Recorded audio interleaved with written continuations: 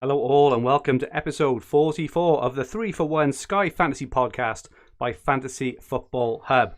My name is Fergie, and I'm joined, as usual, by two of the most successful Sky managers in the game. Firstly, Paul McAnulty. How was your Sky weekend, Paul? Yeah, pretty. It was okay. Had three City defenders yesterday. DCL captain, which is kind of much of a muchness. I think people made a good gain if they went Stones, but I was okay with that. And then Bruno today, so hopefully a 98th minute penalty or something like that to go along with his passing and shooting bonus. Nice, yeah. Bruno's the one. I captained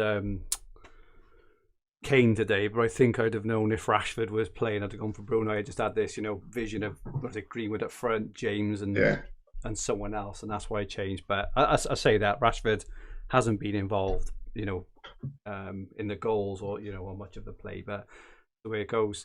We also have former Sky winner Dan Cox with us. Dan, how was your Sky weekend? You all right, mate? Yeah, that was all right. Bit annoying when at Friday night Newcastle 94th minute goal or whatever, wiping that out. A killer, wasn't it, for so many people? I love the meltdowns. I love the meltdowns on Twitter. It's so funny. I'm not promoting gambling or whatever, but I got on Newcastle at 10-1 in about 80th minute to get a goal. I only had like 3 or 4 quid on, do you know what I mean? But I just do that just because I'm thinking they're going to score or something. So I just I can put on a few quid just to, so at least when they scored, I'm like, I've got got 40 quid there. So Softens the blow. Yeah, so I get it, but I'm not promoting gambling. But yeah, so that was annoying. I spent so much time debating things the last couple of days, like Saturday, was it going to be Stones, Calvert-Lewin or Azpilicueta? I think I took it off Stones last minute, so I was a bit gutted. And then today, load on Bruno or Kane and debating it and stuff, and then switching it last minute and went for Bruno, which paid off a little bit. But yeah, had to do so much thinking this weekend. It's been hard work. It's very hard to make any sort of gains at that moment in it because all the teams are so similar. I captained Stones yesterday, actually, so I was really, really happy there. But I captained Kane today, so that's probably negated any kind of rise. I did bring in Dunk and Antonio this morning for Stones and Cancelo. So must be down to single figures now, Fergie. I am down to single figures for transfers now. Yeah. So, but yeah, I think it's what we've got a question after that. Which we'll ask as well. But I'm also trying to spread my team amongst teams as well. Not only to not just for that purpose, but obviously Antonio and Dunk are obviously probably the best options for their teams. They may get captaincy days in the future and stuff. So, but can't argue really.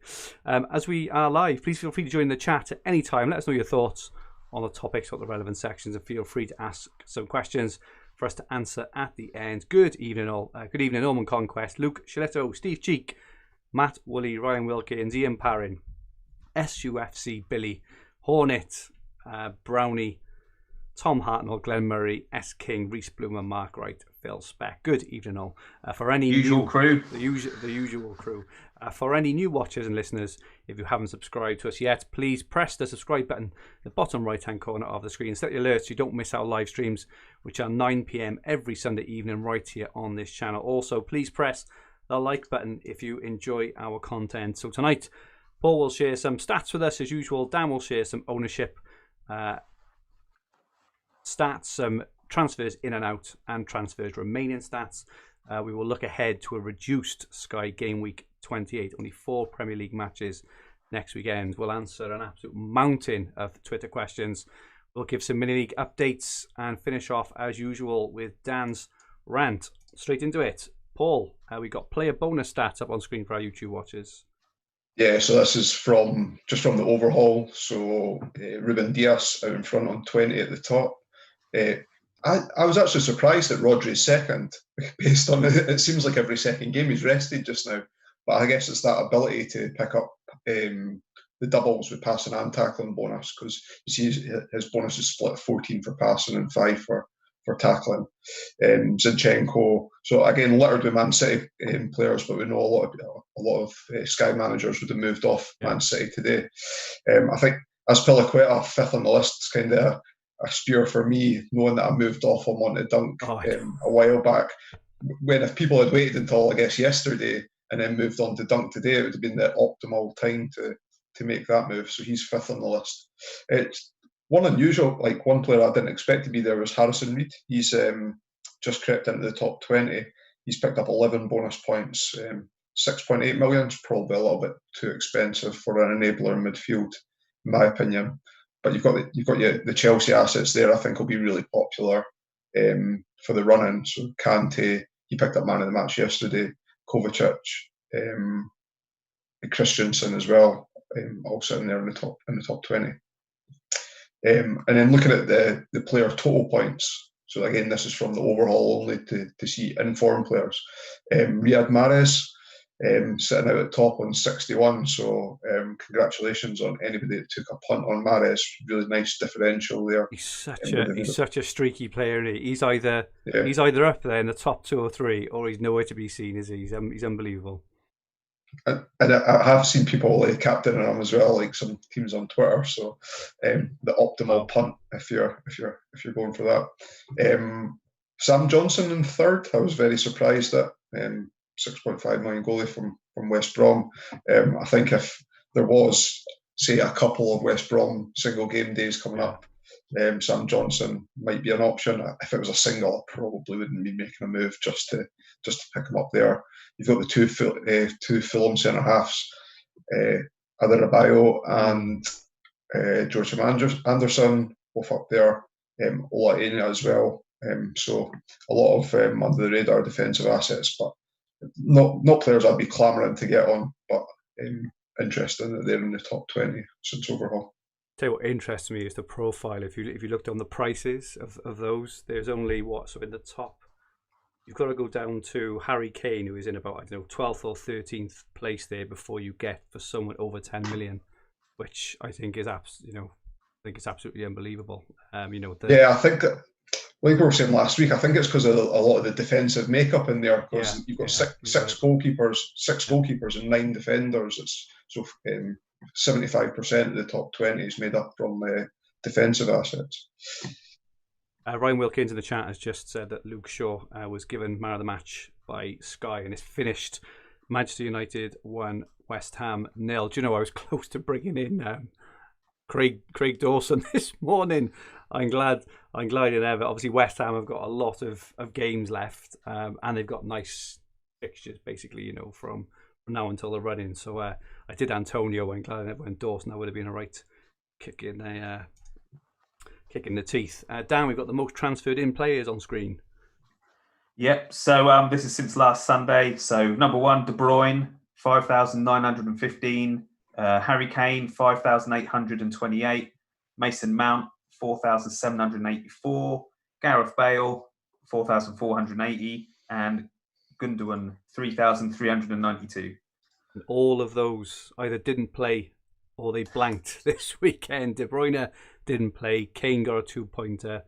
Mount blanked. I'm not sure if he got bonus, did he? But he blanked from an attacking perspective. Yeah. Bale absolutely anonymous today, and Gundogan didn't play either, and Mahrez didn't either. Neither did Antonio actually. So the top 7 players transferred in. No one did absolutely anything. I wondered how many of the De Bruyne was after he got all the points in midweek. I should have. I can go back and check or whatever. But yeah, I think. Typical. And like I say, Gundogan. Do you know what I mean? I think now's the time to be getting off and really not bringing him in. So I'm not sure. I got a bit of an argument about that after, but we've got a few questions on it after, so we can have a chat then. Most transferred out. Salah, 8,595. So be interesting tomorrow night, won't it? Grealish, 8,552. He's been injured a while, hasn't he? To still be taken out of that many teams. I think he might be back next game, I've heard. And and Villa have got the most games left out of anyone. So it'd be a nice differential by then. Rashford, out of 8,468. I can't believe he was in that many.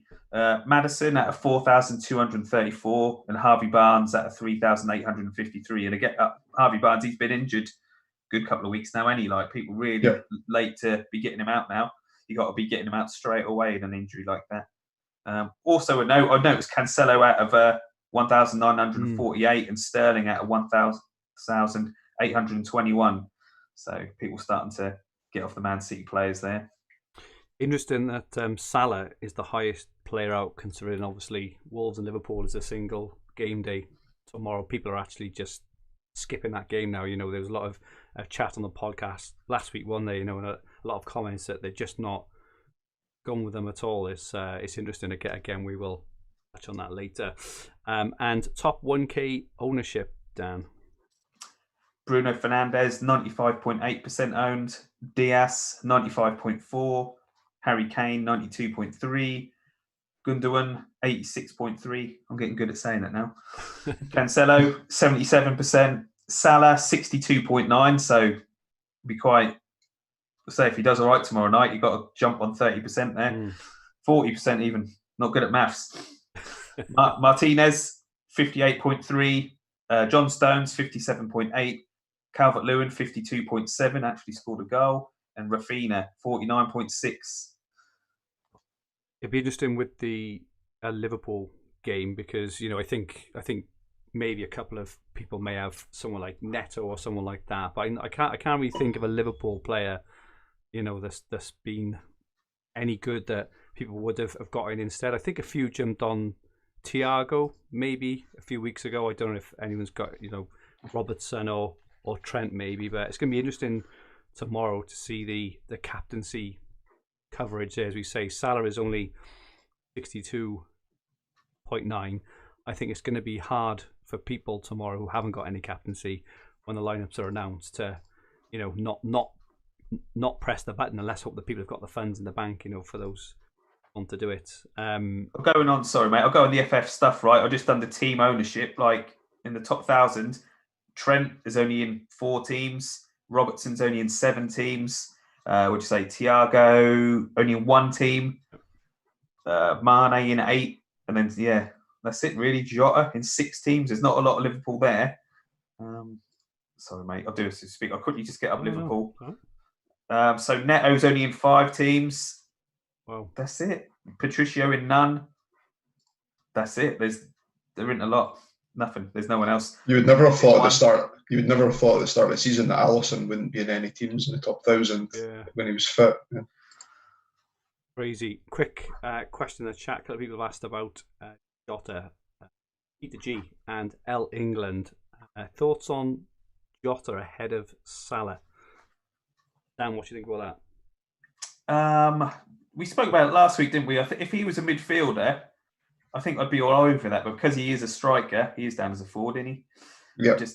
I've got Salah, so it's not something I need to worry about until Salah don't start tomorrow night. But Jota, I don't know, 9.1 million. When he was playing earlier in the season, he was smashing the points in. So I just don't know. I don't know. A lot of people talking about coming off Salah and stuff. So just Liverpool aren't doing anything at the minute, are they? So honestly, I don't know. I don't think I'd be looking to bring him in, but it is difficult if he starts tomorrow night and you don't have anyone. I personally, until you see a bit more form from Jota, because he's come back from a long injury, hasn't really done a lot since he's come back either. I just think with Salah on pens, always that added advantage. If Jota starts to look as sharp as he did before he got injured, then maybe a consideration. Paul, any strong thoughts on Jota either way? No, I think we've said this before, but I think it's not a season to worry about budget.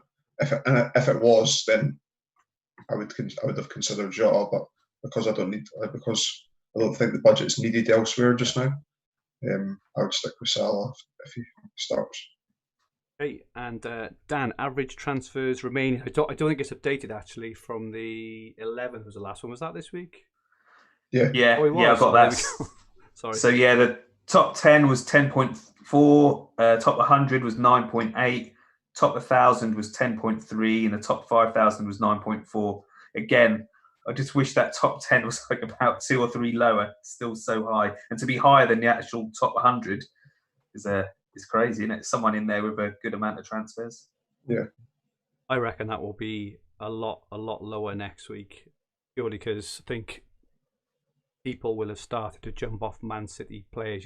There are people with 5, 6 7 players, and we'll jump on it next now. But they've only got 8 games left now, where a lot of teams have got a lot more. Jump on that now, actually. So what we've got now on screen, we've got the team's fixture count starting from next game week, which is next week, until the end of the season. And what this shows is that Aston Villa will have 11 games left to play. Arsenal, Brighton, Everton, Leeds, Newcastle, Spurs and West Ham have all got 10. There's a whole host of clubs then with just 9 left. And Man City have only got 8 left. And, if we look at the trend of Man City, what they do at the moment, players like maybe Stones, Foden, Mahrez, Cancelo, they're kind of playing every other game. So there is an argument to say that these players, if City have only got 8 games left, these players could only have basically four games left, to actually play, maybe 4, maybe 5. And this is why when you look at maybe Arsenal, Villa, Brighton, Everton, etc., they could have 9, 10, 11 games, especially the ones not in Europe. I'd be a bit more hesitant with Arsenal, say for example, because Arsenal are still in the Europa. Maybe not as much with Spurs, because Kane, tends to play every game regardless. I could never see him resting Kane, for example, in the league. But looking at the teams, who have got a lot of games left, who are not in Europe, Brighton, Everton, Leeds, Newcastle, and West Ham, for example, are teams. And this is why I moved on to Antonio and Dunk this morning, because they have those extra games. Paul, looking at those, what are your thoughts, on how to approach the rest of the season with those fixtures in mind? Yeah, I think everyone's waiting on the fixtures now to understand the single game days that are going to come up. I don't think that next week feels like the right time to jump on players. It's going to be an international break. We know that there's been a lot of injuries. There's a lot of injuries to big players like Bamford, Son recently as well. So if I was looking at teams, obviously, if Grealish is back in the starting lineup for Villa, then I think that would heighten Watkins as well as Grealish as well. So there'd be 2 potential options I would potentially look at next week. I agree with you on Arsenal. I wouldn't be picking Arsenal, and I was never keen on Saka, but it looks like he's got a hamstring injury now. All that, yeah. He got taken off at half time. So Everton, Leeds. They're not very exciting. That's the problem, are they? Nah. Well, Kraft at Newcastle could be a shout, yeah. Kraft, what can I say? You've got a 1-pointer. No. I think West Ham's got good fixtures. So I could see those that don't have Antonio potentially getting on Antonio, Cresswell. If you did need budget, I don't think because high valued players aren't scoring particularly well just now. Don't need value, but if you did, then Craig Dawson, as you had pointed out, might be a shout as well. We had a question off at Fanto Mantle saying, how many different teams do you guys have covered after this weekend? Is it optimal to have as many as possible with no fixture date? So this is personally a strategy which I've been looking at, hence taking out Cancelo and Stones this morning and bringing in Antonio and Dunk. I haven't got my team in front of me, but I think now I'm guessing, but I think I've probably got about, I would say 9 or 10 now. So 8 or 9, because I've still got Ederson, Diaz and Gundogan. I'm pretty sure the rest of my team are spread over different teams. I'm doing that on purpose, to try and hit as many of those single captaincy days as possible. I'm running lowish on transfers now. I think I've got either 8 or 9 left. So I need to spread myself a bit with the players that I think will perform well for the rest of the season. Yeah.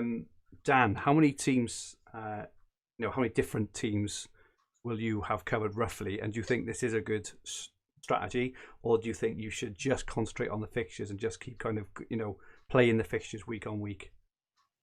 I've got 10 different teams covered, so I was pretty pleased with that. Actually, just looking at that. So, but then I've still got double-digit transfers, so I don't.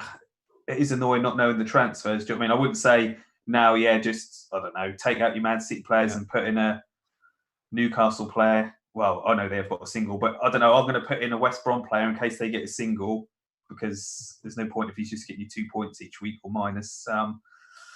But hopefully with this, something does then crop up a few single game days, and they'll got quite a good spread. But I think now, like Paul said earlier, just wait until we get the fixtures now and go from there. It is, and then even like you said, some of them, Newcastle, Brighton, you probably skip it, can't you? People are talking about skipping Liverpool Wolves tomorrow. So, do you know what I mean? You can just skip them, but it's the points are going to get. There's no point in having a captain if it is just going to be a 1 pointer, and that you just save the transfer. I just catch up with the chat. Phil Herr says, shame the next bunch of fixtures aren't out. Tough to plan. Well, it's basically impossible. This is the problem. It's obviously we've got next week, which we'll take a look at next. But other than that, we don't know absolutely anything. Phil Herr says Martinez a no-brainer then from now. Although David Jack argues that Villa fixtures turn really bad soon. I would say that with Martinez, I personally think that Martinez is the best Villa option.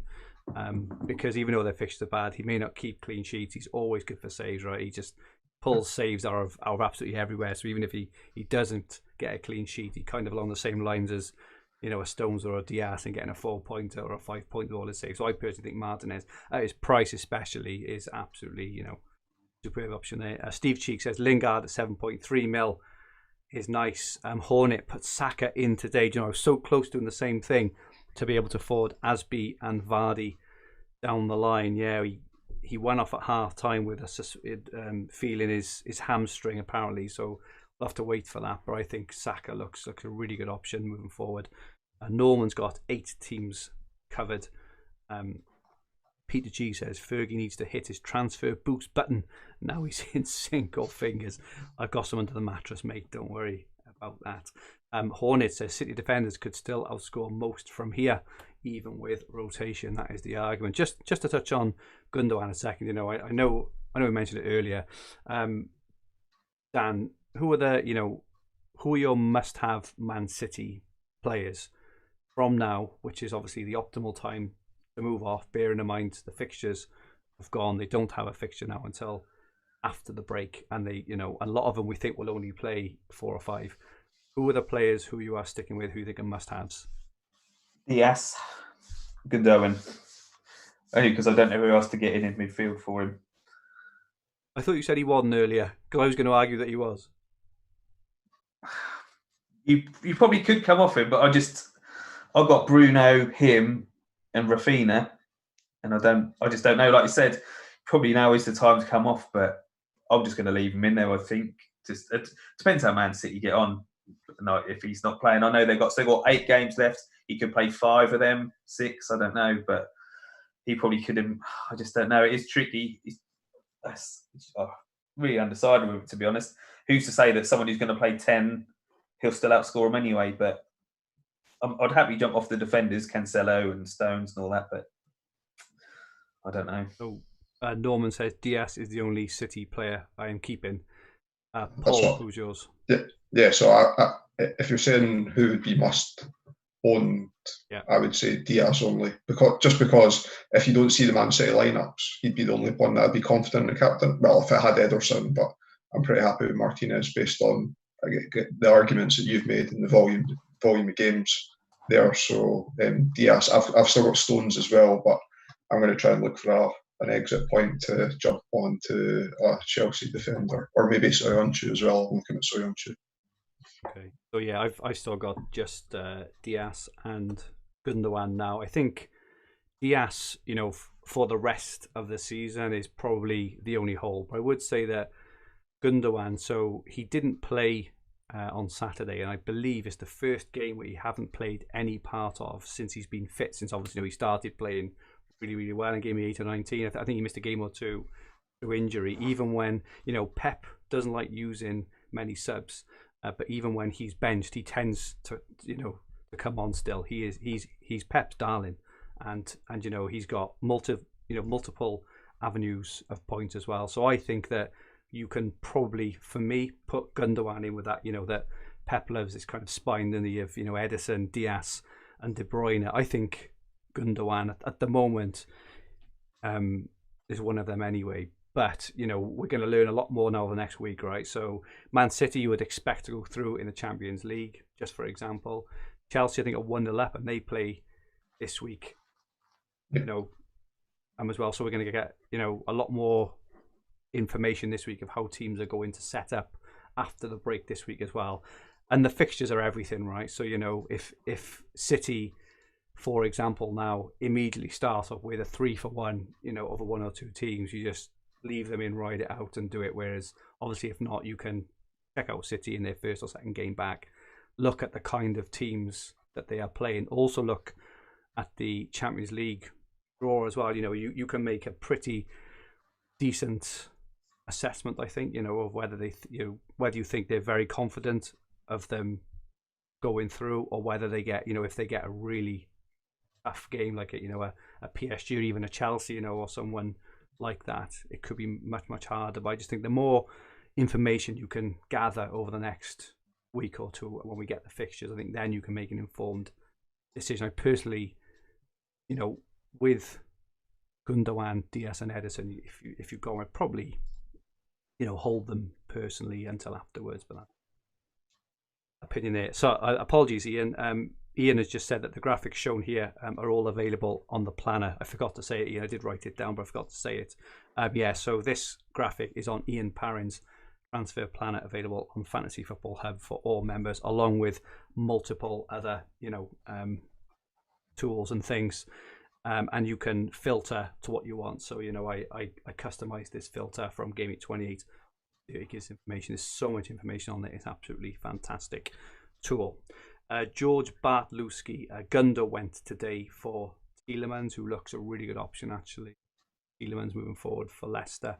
Multiple avenues of points. Leicester have nice fixtures as well. And Ryan says Aspie looks like must have. I haven't got Aspie, and he's getting very frustrating. He just seems to be the player to have, I think, doesn't he? Have you guys got Aspie at the moment, or, you know, any plans to get him in very soon?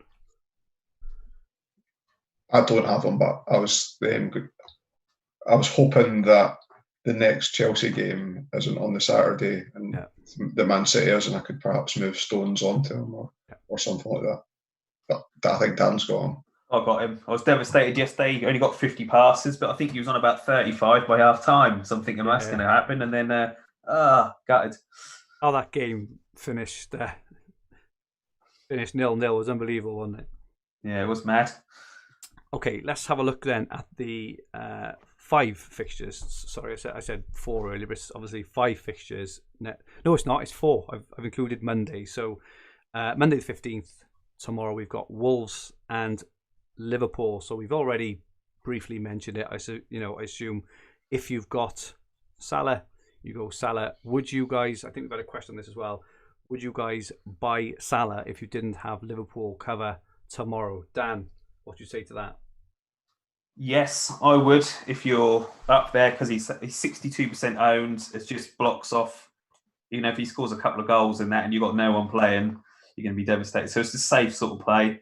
Although part of me thinks if I didn't have him, I might just skip that. But that's not a problem I have. Do you know what I mean? So I'm not recommending that. But you might be tempted, because it could easily be a 2-pointer the way Liverpool are playing. So could do that. But I think just play it safe and bring him in. Well, yeah, similar thoughts to Dan. I guess Liverpool's next game's away to Arsenal, and I know that the dates haven't been set for that round of fixtures yet, but unless it was like the Monday night and it was the only game it was on the Monday night, which may or may not be possible with Champions League, but I think it's going to be unlikely that you would captain Salah then as well on that game week. Yeah. So if you didn't go for him this week, there's him you could hold off for like 3 or 4 weeks to get him back in as well. So because you are going to want him back in for the running, I think, because Liverpool's got a really nice run of fixtures after that Arsenal game. So it's all dependent on how many transfers you've got left, I think. I think that answers one of the questions. So game week 28 starts on Friday. Fulham against Leeds.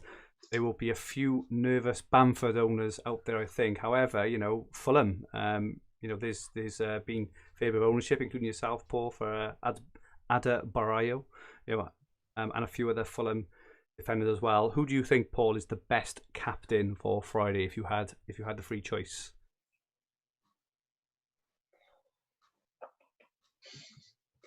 Fulham don't score a lot of goals, so see if Liam Cooper played. Yeah. I genuinely think Liam Cooper could be the best captaincy option because he's guaranteed passing bonus. Centre halves against Leeds don't pick up passing bonus, so that's why I would have probably veer away from either Bio or his defensive partner. I'll probably be captain Rafinha, but I don't necessarily think that he's the best player. But just I've got the straight shootout between the two of them. If I had Bamford, I'd probably captain Bamford. Dan, I've got a question for you. Assuming Bamford misses on Friday, we don't know anything, right, about whether he'll miss it or not. But obviously, he went off injured yesterday. Assuming Bamford misses Friday, would you bring in another player for Friday or not?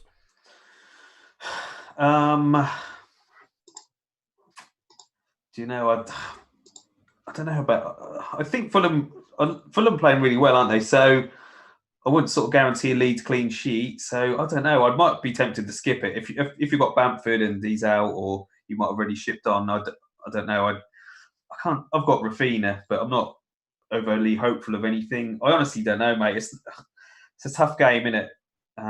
Paul's fella could get passing bonus. Can you? I don't know, mate. It's so hard to say. I've got Rafinha, so I'm all right, but I don't know if I had Bamford.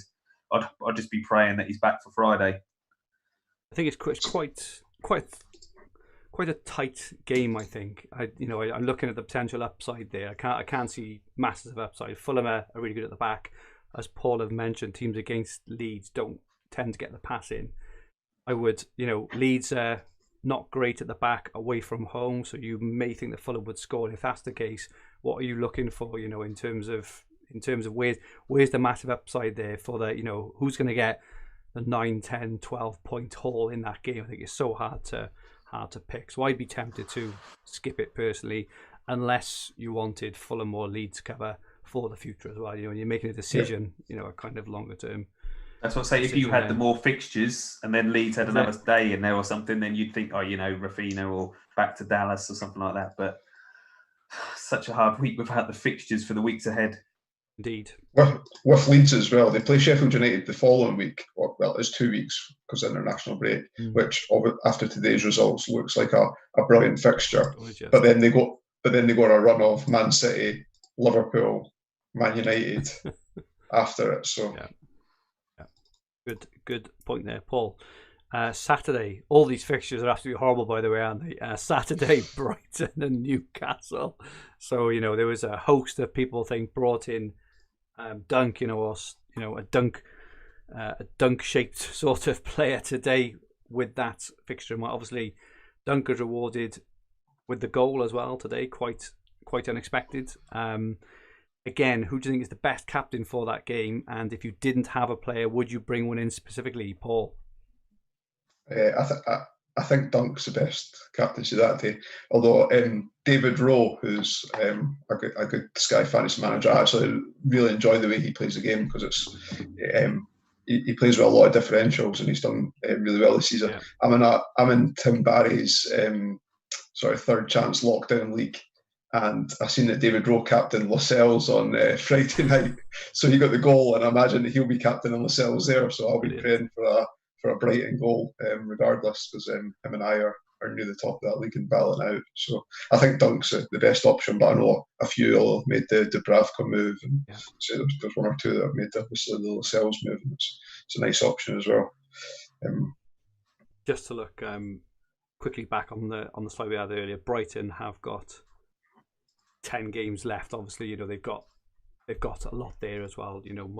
More than the average. So if you are bringing the Brighton defender for that game, a Brighton player, you are in essence gaining that extra fixture as well to push that up to 11. So it's just worth pointing out these things when we get to this stage of the season. Every single game, does count, doesn't it, in terms of points, even appearance points.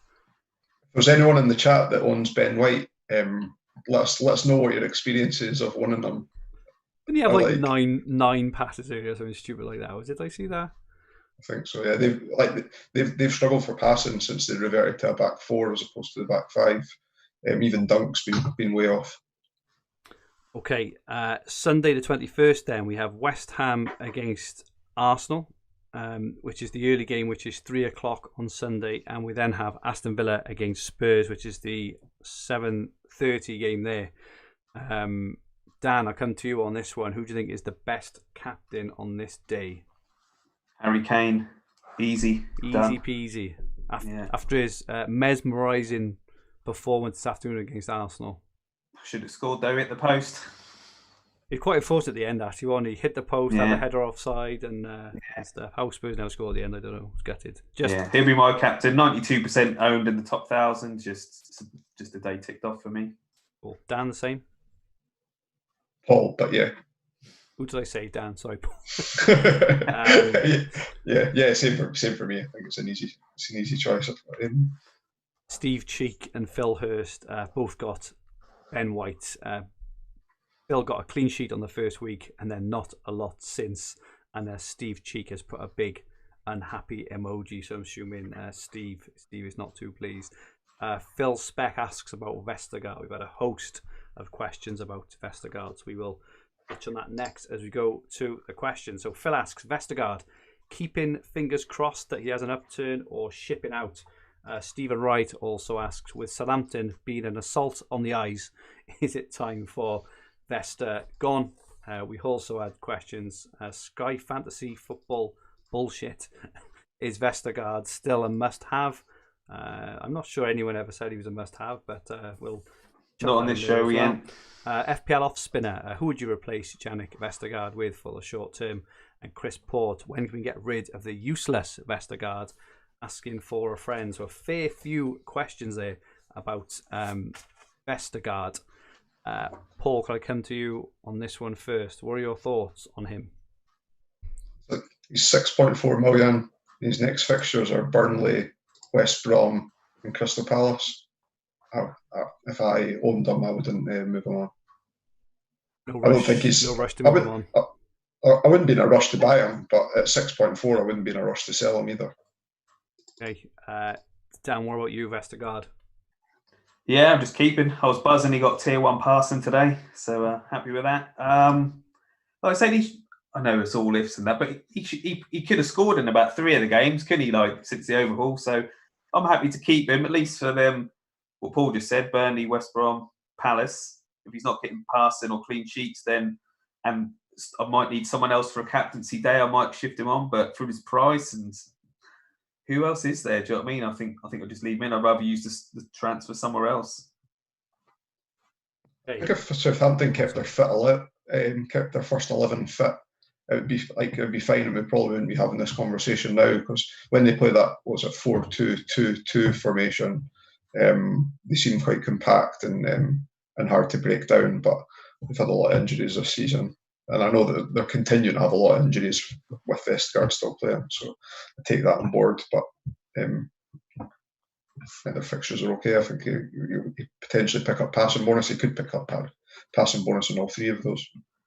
I think they're missing Romeo, aren't they? I think he was one of the players who was fantastic all season before he got injured. I personally, again, I just leave him, right. So his fixtures are good. We brought him in for a reason because of this fixture run. I would also say that it's probably likely, if you have Vestergaard, that you have another Southampton player. So if you do move him out, you may need a Southampton player in the first or second week back. After the international break, I would personally just leave him for his price. I mean, what's the rush, right?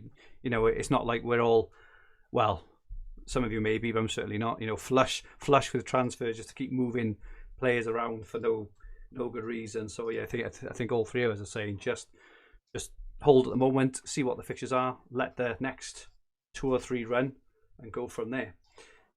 Question from Ben McCrum. Who would everyone's number 1 differential pick be? Need to bring in a few to climb some ranks. Put us on the spot a bit here, gents. Has anyone got one to hand at all? I would have said Bale this morning, but yeah. Jamie Vardy. Jamie Vardy, yeah. I think I go for Werner, and I just think these fixture run they've got Chelsea now.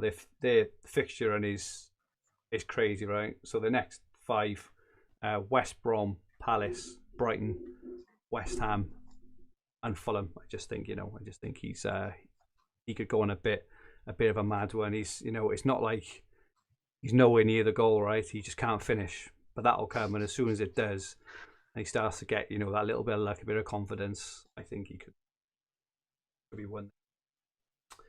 Reese Sky FF, when's the best time to start using differential captains? Paul.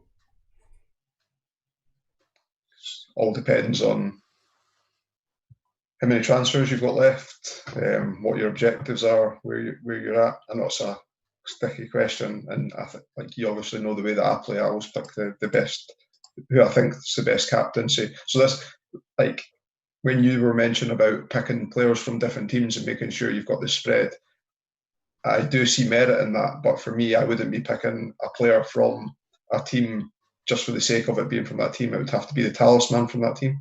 And that's why I've held back some transfers to make sure I could pick up the talisman. And if that means, rotating the big strikers to maximise the captaincy days, then I'll be doing that as well. And I still think, so if you've got more transfers than the average, I still think that you're going to pick up what's going to be the best captaincy day from a player, and there will be a differential as well based on people running out of transfers with injuries.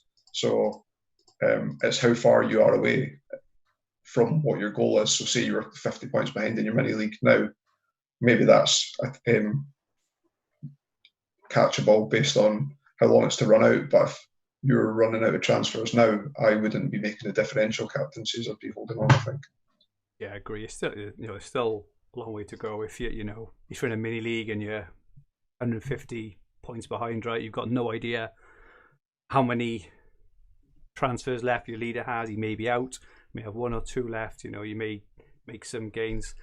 I personally think, I've said this before, I don't think you actively need to go rogue. I think there are other opportunities.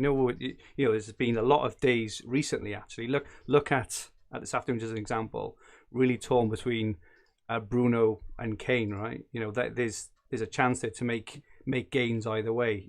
Looking at next week, Kane's away to Villa. I don't think that's an easy game for Spurs at all. Whereas West Ham home to Arsenal. If you could jump on a West Ham player there. Let's use Antonio as an example. Lingard. There was a chat earlier. No one said Lingard. You don't have to go against the massive,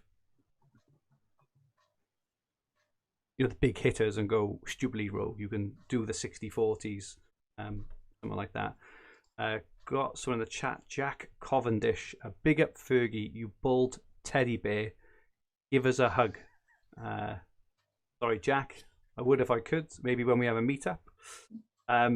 Dan, what do you think? We need security in that meetup, mate. Security. I've lost my train of thought completely now. What do you think of the last question I asked? I forgot what it was. The differentials. When should you play differentials? I do find it quite hard now. So you're thinking there's not long left, is there? Last season, when we were sort of snookered while not having any transfers, this is how when I didn't have Bruno Fernandes, I obviously lost my mind. But I was then the captain in Rashford and stuff. Do you know what I mean? Against Bruno Fernandes, trying to do something different to get into the top 100 and crack on. And it didn't end well, and I finished about 400 or something. Do you know what I mean? Whereas if I'd have just done the Fernandes, and it is so hard. I do think people that got the same sort of transfers on me than less, I can just pick the obvious. I'm forcing them, if they want to finish above me, they're going to have to pick something different and hope it pays off, which 9 times out of 10, I don't think it happens, does it? The most obvious pick captain is, the best player for the reason sort of thing. So it is hard. Do you know what I mean? It is hard. You'll see a Man City lineup at some point, and there'll be a good, a really good opportunity to jump on Mahrez, or I would say Jesus, or Aguero, probably not. But even De Bruyne, because I think that people lose patience with De Bruyne for how much they've spent on him for his outlay. But there'll be a point when he'll be a real differential. You'll see a Man City lineup that it might be a really good opportunity there. Fantastic. Thank you, guys. Gary M says, a reward for dunk holders today after next Saturday. Would you hold, as they are fighting to stay up, and switch a City asset for a Chelsea defender instead? I certainly would hold, just down to volume of fixtures. As we said earlier, even after next week, they're going to have 9 left, whereas we're kind of estimating that a City defender, apart from Diaz, will probably only have 4 or 5, right? So I would say hold on to Dunk and move off a City defender. Would either of you guys say differently, or would you get rid of Dunk instead? Depends if we've had any fixtures in by then. Are we hoping to have any in this week, or do we don't think it'll be till international break, do we? I think Ian says it's once the Champions League stuff has been sorted, maybe even the FA Cup. So we don't know. I won't be making any moves, I don't think, until we get the next set of fixtures, because I'd hate to take Dunk out, do you know what I mean, after this weekend, and then Brighton end up with another day or something, and you think, oh, do you know what I mean? Because I wouldn't then bring in another Brighton player again. So I think I'll just hold for now.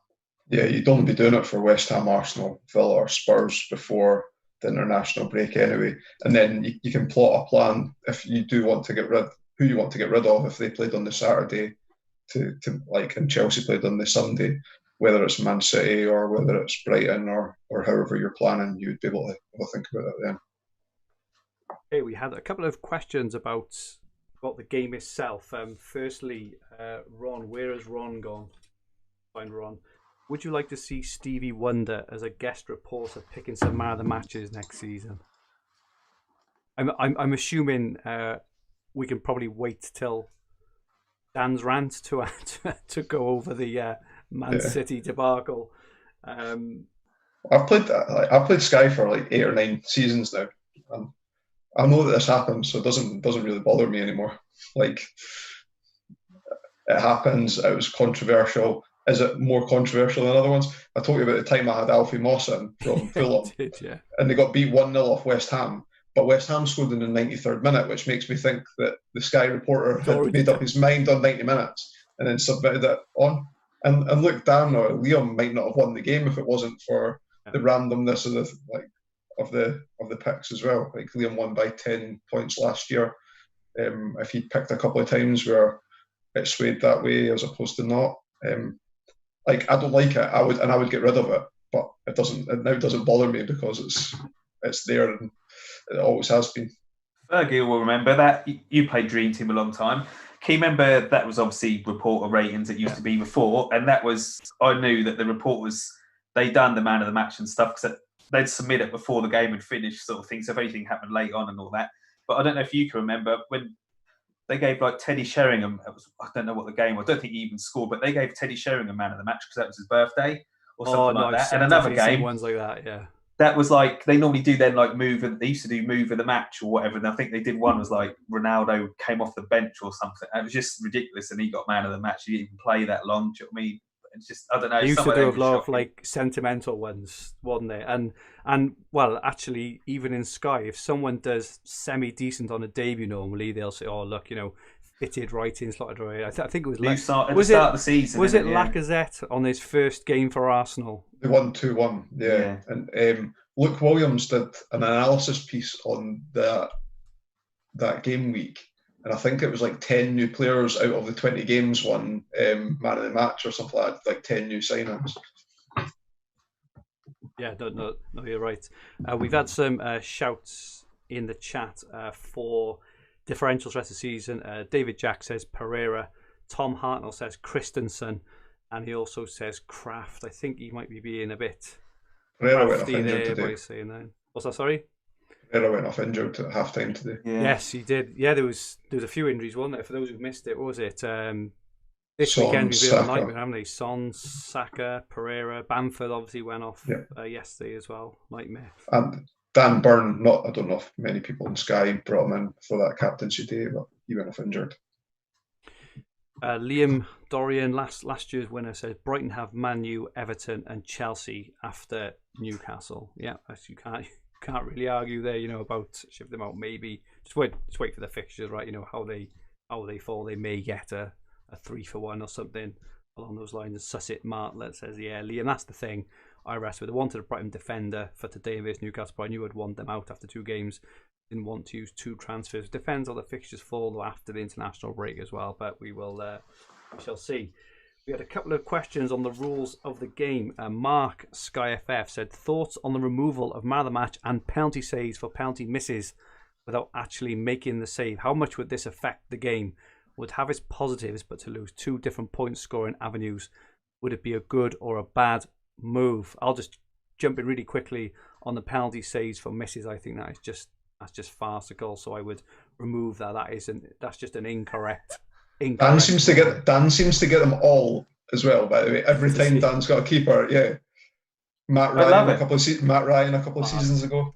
I love it. If we've got a penalty shootout, Fergie, and you're taking against me, right? If you miss, that's because I've psyched your ear. I've got in your head, and I've made you put it wide because I psyched you out. That's what's happened. So give me my 3 points, please. Save pen. Fair enough. What about man of the match? I'm not sure this is too much, a controversial thing, but what do you think quickly about man of the match for next season? What should they do? I don't want it stats based, like who scored and stuff, because that I don't think is perfect. I just think someone should just watch the game and put who the actual man of the match is. Don't try to be controversial. I remember when I won it, right? That season, like Hazard was man of the match about 17 times or something. De Bruyne about 12. It was always all the same ones. It was always Coutinho, all them players, Kane, Lukaku even, Sanchez for Arsenal. They were the best players and they were all in double figures. And you look at this season, I think Kane's got the most of about 7 or something. And I'll come on to my Bruno one later or something. But it's just, I don't know, they just seem to go for random ones, don't they? There's no loads of players with double-digit man of the match awards. Paul, what do you think? I would scrap it, but it doesn't bother me as much as it bothers everyone else. Or not everyone else, but a lot of people.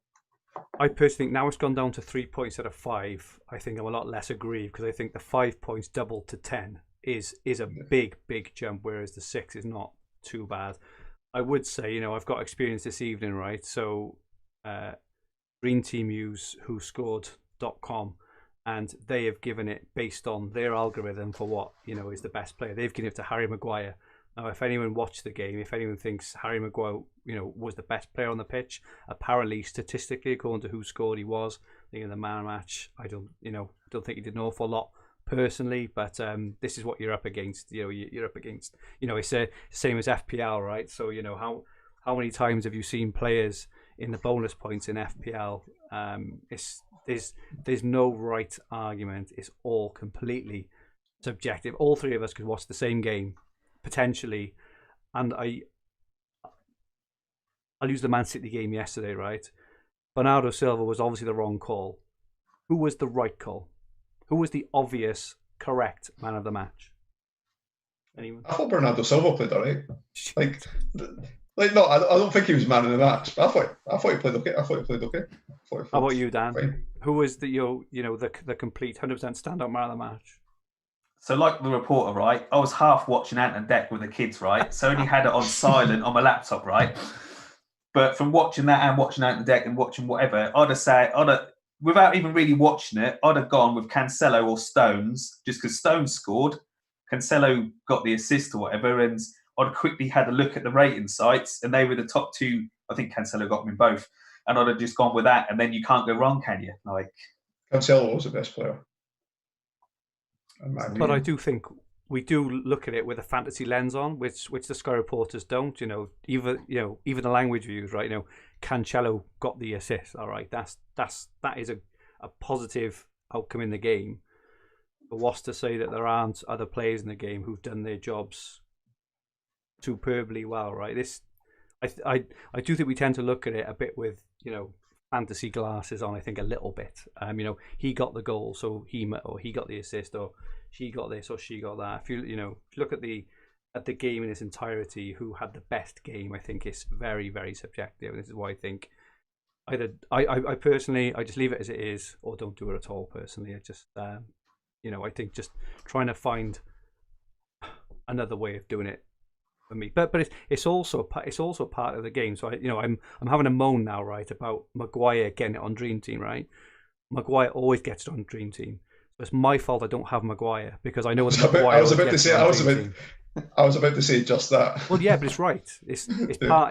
it's part of the game, right? If people Yeah. haven't had Diaz and Stones in for their passing all season, Yeah. that's the scoring matrix for Sky. So you go, you just lean towards. Well, it's just a part of the game, right? And you just have to get on with it. That's what I think anyway. But I think we're all pretty aligned, I think, there, aren't we? Flower Pot Man, it's pre-season. You're sat in Sky HQ. You have the opportunity to tweak or change one role, not captain. Is there anything you'd like added to spice the game a little more? Maybe not. Maybe you're happy the way it is. It could be a role that's not in any format currently. We can maybe, well, might need a little bit of a think about this one. But is there anything from any of the other games or anything kind of like that which you would bring in, or anything about the current Sky game that you very much do not like? What was the point about the captain? Sorry, Sorry, just not captain. Leave the captain, however he said. Well, you can do it if you want. all right, because I always really enjoyed the one captain switch a week, but you could utilise transfers. So if you had a captain that was playing on the Saturday, you play that game, you get the captaincy player then. You can make the captain switch for a player that plays on the Sunday. You get the captaincy points then. But if there was a game on the Monday night, you wouldn't get the captaincy points unless you made a transfer to transfer out the captain to bring in a player that plays on the Monday.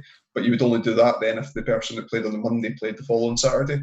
And I really enjoyed it because I felt like there was loads of like the original daisy chain, and when you were picking up the transfers, you could really utilise them from there.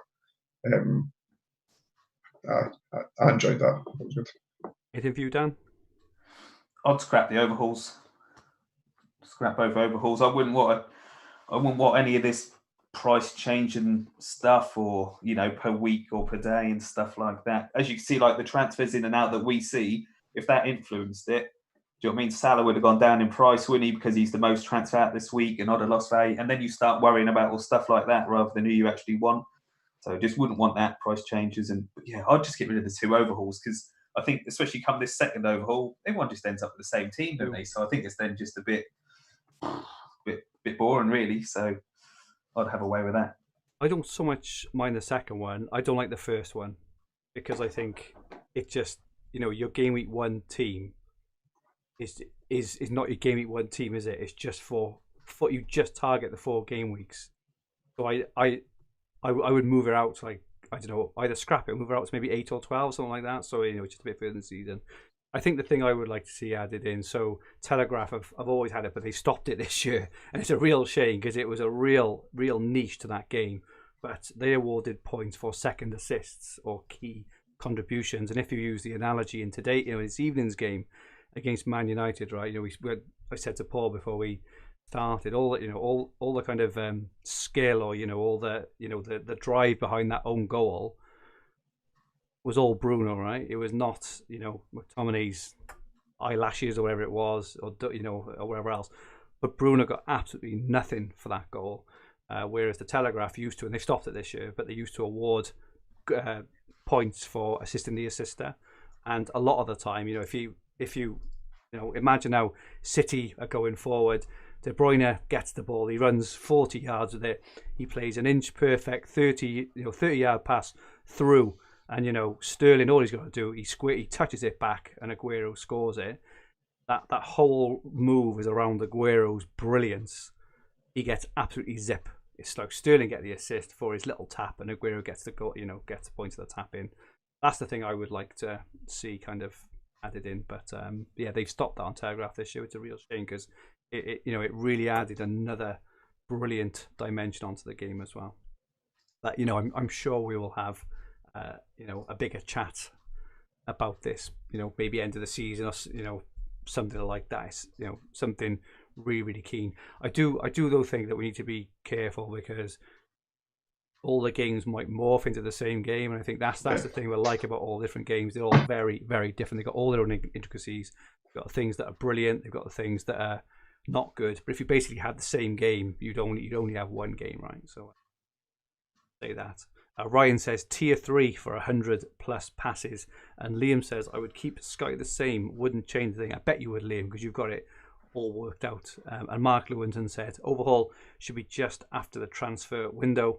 Hornet says keep Sky as Sky and FPL as FPL, both good. Yes, Hornet. To play with different tactics needed. Completely agree with that. Luke Shillito, I think add more tiers to passing and tackles. And Peter G, new rule, shots on target only count if they're not goals. It's too easy to rack up shots on target when you score, and the striker who's against exceptional keeper doesn't get rewarded. Tala says overhaul or wildcard, a personal choice rather than a fix. Apologies, sorry. Overhaul or wildcard at personal choice rather than fixed time. I agree with that one as well. I think that would be good. But yeah, just some ideas there. And then Hornet says tier 4 for Jorginho as well, who seems to rack up so many points all the way through, don't it? Okay, let's move on then for the questions. Thank you so much, everyone, for the questions. We've now got the Fantasy Football Hub £500 Members League update. In 10th place, Harry Brown. In 9th, Daniel Wright. In 8th, Matthew Samuel. 7th, Luke Wilson. Well played, Luke. Absolutely flying. 6th, Katie O'Neill. 5th, Mark Burgess. 4th, Peter Brown. 3rd, Oliver Colgan. 2nd, Tala Nadim. And 1st, Kerry Vintis. Well done, everyone. Obviously, this was after last night's scores. Just to be clear, it's Luke Williams and not Luke Wilson, who's your partner on the TFF podcast. Did I say Wilson? Yeah. Oh, I did. Oh, apologies, guys. Flipping heck. I don't know what's happening this evening. And then we have the Four Nations League. We've got a new flag. We've got a new flag for the first time this season. So 8th place. 8th place is Liam's second team. 7th place is my second team. 6th place is Dan's second team. 5th place, sadly, is my first team. Not too far now, though, behind Paul's teams, who are in 4th and 3rd. Liam, 2, 7, 10 points in 2nd. And Dan, 7 points clear at top. And I think, Dan, after yesterday, I think you were 62nd, I want to say. Oh, it's actually on the screen in front of me. 62nd. 62nd.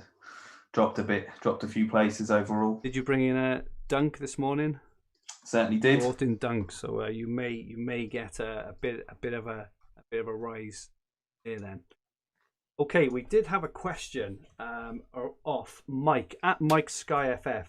Which cartoon character do you think each other looks like? And it sparked a bit of a debate on about who we think each other look like. So we came up with a couple of ideas, but please feel free to put in the chat who you think the three of us look like. The first off was Paul, and Paul said that he thinks Dan looks like Michael Vaughan, the ex-English cricketer. Was that you, Paul, actually? Or was it? No, someone on Twitter. Wasn't it? Sorry, someone on Twitter put that. And do you know what? I thought, what are you talking about? Like, they looked at it and thought, bloody hell, actually, he's right, bastard.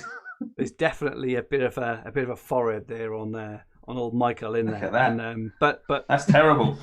But Paul had to chip in as well, and Paul reckons that Dan looks like Woody off Toy Story, which you can actually, when you get it up on screen. This is not good for the audio podcast, mind. If you are watching on the audio podcast, switch over and watch it on YouTube. We've got last 10 minutes of YouTube. Go on there. Last 10 minutes of YouTube. So yeah, it's that little curl in the front, Dan, and the sideys maybe. But it's the same hairdo. It's the same haircut. If you look at it right now. Did you style yourself on Woody, Dan? I don't think you're far off the same height either, are you? No, I'm taller. Norman also says Dan looks like Tintin. Tintin, Michael Vaughan, this is outrageous. And Steve says Mr. Magoo. And Glenn Murray says Paul was Yosemite Sam before he shaved.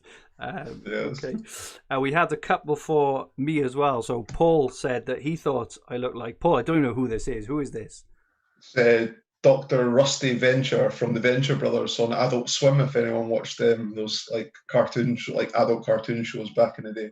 But I thought that was a spit image of you there, Fergie. I'll take it. He's quite, he's a good looking guy. He's skinny, trim. Looks very, very mischievous. Very mischievous. You think? Look at this now. Tom Hartle says Dan's coming on next week with a different haircut, and Phil Speck says Fergie looks like Penfold. That's a bit harsh, Phil. Or Mr. Garrison. Who's Mr. Garrison? You won the one. It's from South Park. South Park. I'm not sure about that one. I'll have to take a look. Have you? you do look like I'm Do I really? Have you got a picture of Uncle Albert? I haven't got a picture of Uncle Albert, but I have got. I think you look like a young Uncle Albert or young Captain Birdseye. Thank you, mate. I really, really appreciate that. I have got a picture of someone who all my friends call me. Well, I say all my friends. A lot of my mates call me, and it's the chap off An Idiot Abroad. And actually, when I take my glasses off, which I won't do now, we had the absolute spitting image. What's his name? I can't have his real name. Carl Pilkington. Carl Pilkington. So I get a lot of that. I think he's a really good-looking guy, actually. But I think the photo now we've got on screen is pretty good, because we could put it as, you know, as the podcast sort of thing, couldn't we? It's me in the front with you two on my shoulder there, because I don't know if those looking on YouTube, there's a couple of monkeys there on Carl's shoulder. And then we moved on to Paul, and it was hard for Paul, because he's the best looking bastard in fantasy football. But Paul, he said he used to get called, is it Oz Striker off American Pie? Yeah, so there's a line in it where it's he shouts "Suck me beautiful," and I think that's it. There is. And look at it now. Actually, you know, obviously he's got the floppy fringe, and he looks a bit younger. You're probably old enough to be his dad, but you know, I can definitely see that. But I can't have that, Paul. So what we said with Paul, Paul makes a massive effort when he comes on camera, which is why he looks so beautiful. Whereas probably myself, you know, I just sling on a t-shirt, have a wash, and come upstairs. Paul makes all this effort, but Paul actually looks like this when he's in his normal day-to-day. For those who can't see, Rabsy Nesbitt, string vest, posh jacket, headband, sweaty, greasy hair, and wherever else. Norman Conquest says Fergie looks like Stanley Tucci. Who is I don't know any of these people. I feel quite uneducated. And Matt Woolley says, got to be some pun in there with Pilkington with glasses on. Can't quite write the pun myself. You do look like Stanley Tucci, by the way. Who is Stanley Tucci? I don't know who it is. Have you just got it on Google? Have you? Oh, okay. Yeah. But he's it's not a negative thing. You do actually. Oh, really? I'll take that. Not like all the other ones which I've been, Mr. Magoo. That was Dan. Sorry, Penfold. Penfold, really? Penfold. I'm gonna have to. I like young Uncle Albert. We can't get that to stick. Thank you, mate. Appreciate that. If anyone has any lookalikes, please feel free to put them in the chat. We'll post some of the best ones when we get back. Scenes for the next couple of weeks. There's not going to be much to talk about. Finally, Dan, what's upset you this week? Well, what's annoyed me this week? Do you know what? What has annoyed me? I'm getting annoyed on Saturdays, spending about the hour before the deadline, keep changing my captains over and stuff like that. Yesterday was Stones, Azpilicueta, Stones, or maybe I should go DC. Like, that's doing my head in heaven on that. I like it when it's just like Bruno, Kane, it's done in it. Do you know what I mean? But so that's getting on my nerves. So that annoyed me. That did annoy. Right. So Richie Reds, the reporter, he did annoy me last night with the Bernardo Silva. Right.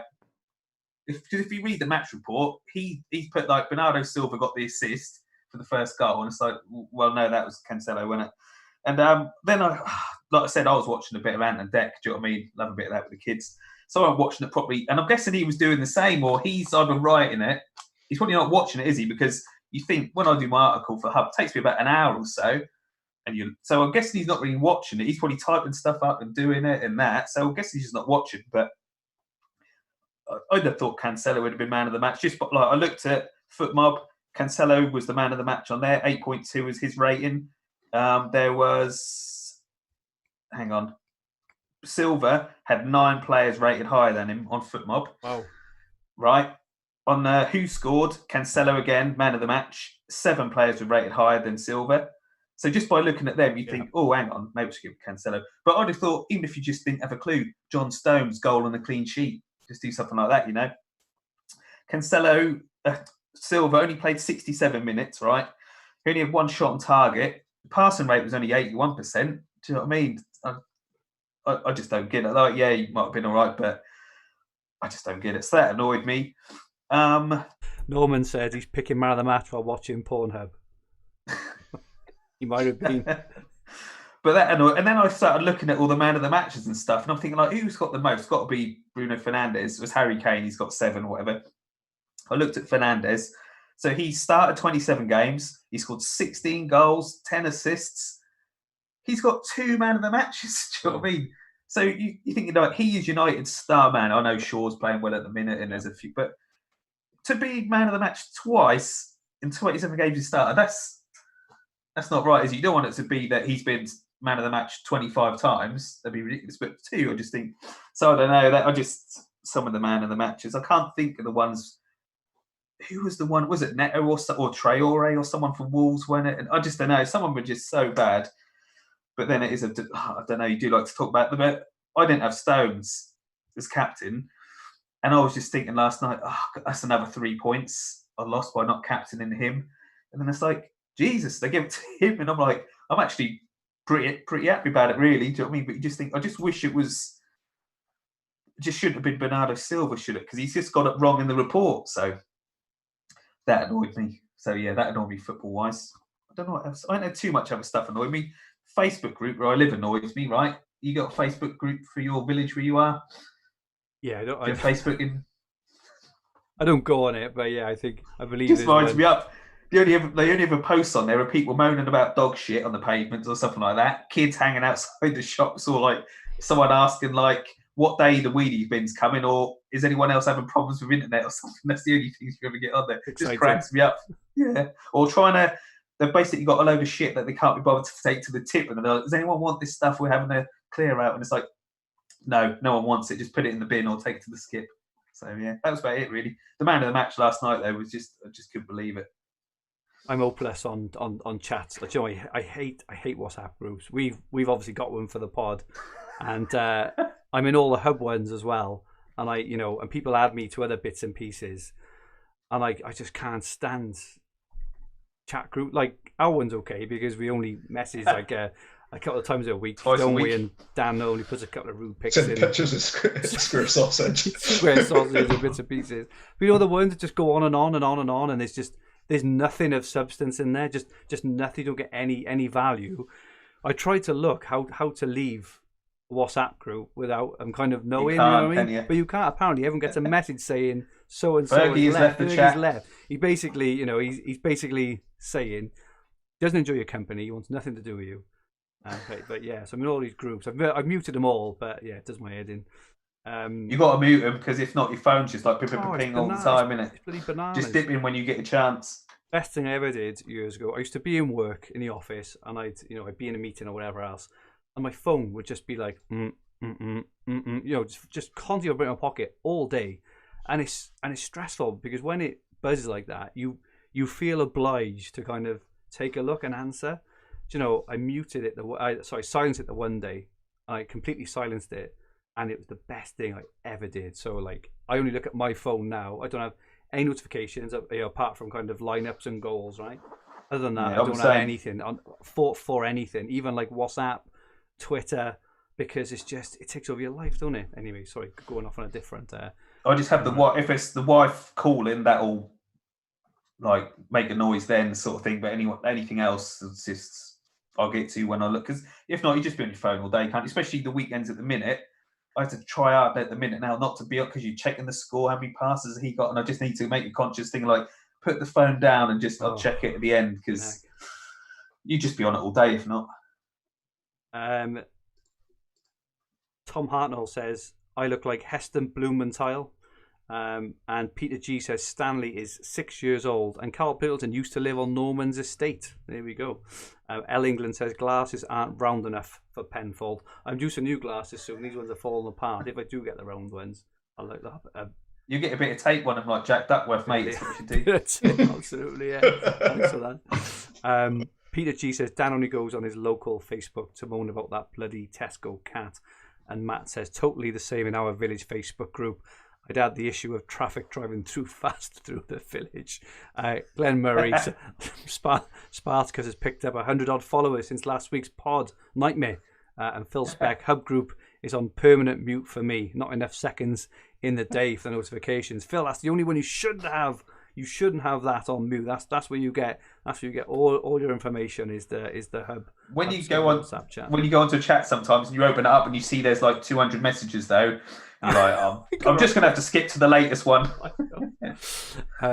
Just a couple of things for me. So firstly, Lamella's goal earlier, right? I'm assuming most people have seen it, but I haven't been so excited for it. It seems to be the first thing that's happened in football for me anyway in a long time. I am a Spurs fan, so I probably had, but it was absolutely incredible, and I'm gutted about it because his red card has obviously now tarnished that goal. It will forever be.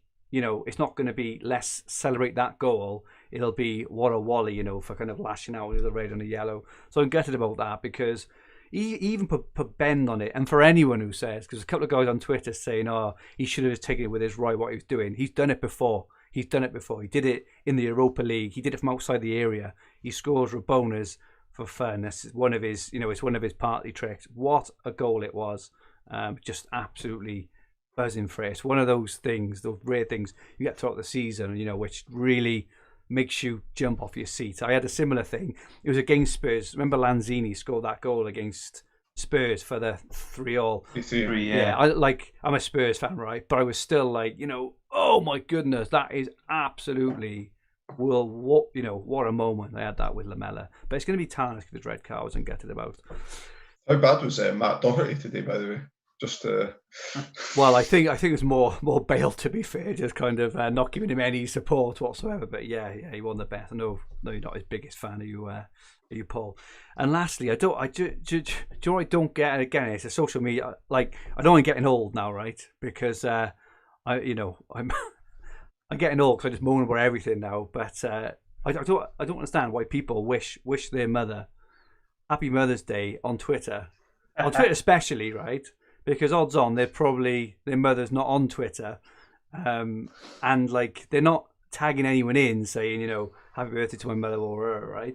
And it's a bit less on Facebook because they do tend to get a bit more tagged in on Facebook. But why do you wish happy Mother's Day to your mother on Twitter when your mother's not on Twitter? Is it just an age thing, right? Or to me, it's more like you're doing it because you want to be seen to be actually doing it. How about ring your mother, go and see her. Social distance if you can, depending on your rules. We can in Wales now. We can go out the back garden now and meet her. Give her a ring. Give her a text. Don't put her on Twitter. She'll never see it. What's the point? I don't understand that on Facebook. People put a real happy birthday to my 1-year-old whatever else. It's like, who are you saying it to? I don't understand it. The kids one, yeah. Happy birthday to my 2-year-old kid. It's like he's never going to see You're that. Never going to see it. You haven't got Facebook. When he is old enough. When he is old enough, he ain't going to be your friend on Facebook. That'd be embarrassing, isn't it? I just don't get it, mate. Like I say, getting old, I think. You know what else? You talk about getting older, right? Why does your nose and ear hair start growing mad? Then I wish my head or my hair grew as much as that. It'd be well all right. It's like every week. It's like, Jesus Christ. Every time I have a shave, I have to give it a quick once over. Why is that? Steve Cheek says Paul could maybe be Ross from Friends. Kind of see it a little bit, maybe. Yeah.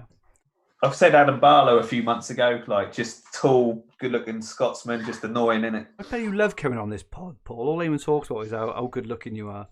Never mind how sly all that. And how crap, I was going to say how crap I'm doing at Sky. Happy to Sky, but you are really good. You bring the average looks up to an acceptable level. So sorry, Dan, you're definitely you're definitely up there as well. Just grow your fringe a little bit. Anyway, let's ear transplant to win the let's head on. Get the forehead reduced. It's 20:10. We done a late one tonight. Since there's only four fixtures next week. Thank you so much, everyone, as usual, for supporting us and interacting with us on this live stream. One favour, could everyone please retweet the podcast? We'll tweet it out either later tonight or tomorrow morning. Dan, where can people find you? Twitter, Dan Cox 82. Thanks for listening to the podcast. Please give it a retweet and like and everything like that. So thanks again for your questions. Norman says your earlobes never stop growing. Interesting one. And your nose. I've heard your nose. Yeah, nose and ears. Yeah.